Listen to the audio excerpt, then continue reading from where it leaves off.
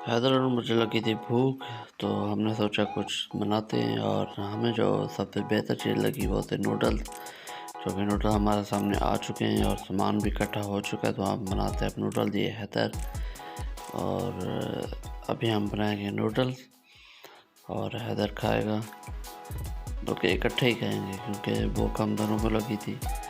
ये पानी और पानी में नूडल बॉयल हो रहे हैं, तो थोड़ी देर के बाद नूडल होंगे तैयार। तो फिर हैदर में इकट्ठे खाएंगे। वैसे इनके बनाने का आसान सा तरीका है, पानी बॉयल करते हैं, पानी बॉयल करके इसमें डालते हैं और इसके साथ जो मसाला होता है, ये तकरीबन हाफ बॉयल हो चुके हैं। आप इसमें हम डालेंगे मसाला, जो साथ इसके मसाला होता है। फ्लेवर का मुझे पता नहीं कौन सा फ्लेवर है, क्योंकि मैं ज़्यादा इतना बनाता नहीं। तो ये भी हैदर की फरमाई थी और ये हो चुका है तैयार। अभी और हैदर और मैं दोनों खाएंगे, तो खा के फिर बताएंगे। क्योंकि नूडल बहुत अच्छे थे और ये हैदर बेटा हमने खा भी लिए हैं, तो मज़ा आ गया। तो आज के व्लॉग इतने, मिलते हैं नेक्स्ट व्लॉग में।